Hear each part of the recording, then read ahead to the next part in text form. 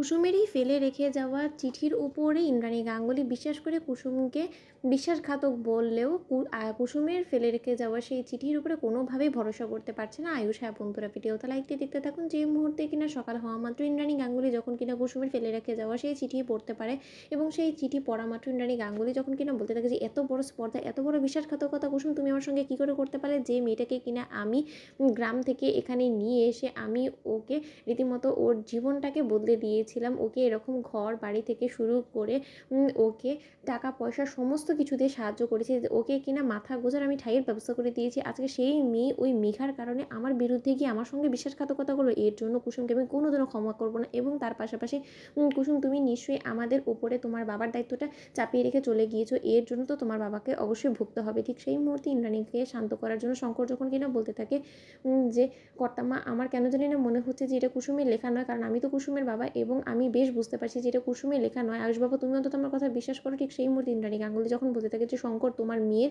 এই নোংরা কর্মকাণ্ডের এবার জন্য তোমাকে পস্তাতে হবে, তোমাকে এর ফল ভোগ করতে হবে। ঠিক সেই মুহূর্তে যখন কিনা শঙ্কর বারবার করে আয়ুষের কাছে বলতে থাকে, ঠিক সেই মুহূর্তে শঙ্করকে ও বিশ্বাস করে আয়ুষ যখন বলতে থাকে যে কেন আমার মন বলছে যে এই লেখাটা কুসুমের নয়, কারণ আমি অনেকবার কুসুমের লেখা দেখেছি, কুসুম অনেক জায়গায় সিগনেচার করেছে এবং সেই সমস্ত সিগনেচার দেখে তো আমার এটাই মনে হচ্ছে যে শঙ্কর কাকা একদম ঠিক কথা বলছে। কেউ হয়তো বা কুসুমকে রীতিমতো অন্য কোথাও সরিয়ে নিয়ে কুসুমকে ব্যবহার করে কুসুমকে আমাদের কাছে বিশ্বাসঘাতক প্রমাণ করে নিজের উদ্দেশ্য হাসিল করার চেষ্টা করছে। আচ্ছা কাল তো মা মেঘার উপরে চটে গিয়ে মেঘাকে চরম অপমান করেছিল এবং মেঘার বাড়িতে পুলিশও পাঠিয়েছিল এবং এই সমস্ত কিছুর জেরেই কি মেঘা কোনো মতে কুসুমের উপরে সমস্ত দোষ চাপিয়ে কুসুমকে মায়ের বিরুদ্ধে করে মাকে অপমান করার জন্য সমস্ত কিছু করলো না তো?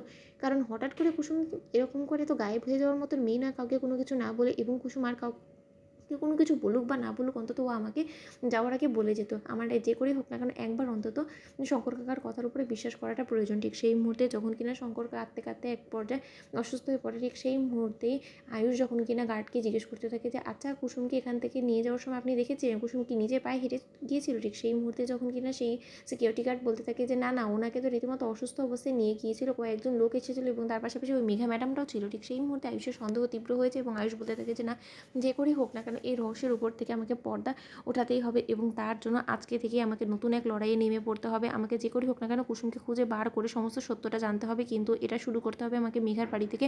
আমি নিশ্চিত মেঘাই সরিয়েছে কুসুমকে, কুসুমের উপরে সমস্ত দায় চাপিয়ে কুসুমের কাছে রীতিমতো ও আমাদের সমস্ত লোকেদেরকে খারাপ সাজিয়ে আমাদেরকে কুসুমের বিরুদ্ধে করে দিয়ে কুসুমকে ব্যবহার করে ও মায়ের উপর থেকেও নিজের প্রতি হওয়া অন্যায় অবিচারের প্রতিশোধ নিতে চাইছে। কিন্তু মেঘা তুমি এখনো পর্যন্ত লোক চিনে উঠতে পারোনি যে আমি কী জিনিস। আমি যে করেই হোক না কেন কুসুমকে খুঁজে অবশ্যই বার করবো। তো বন্ধুরা লাইক কমেন্ট শেয়ার করে সাবস্ক্রাইব করতে ভুলো না।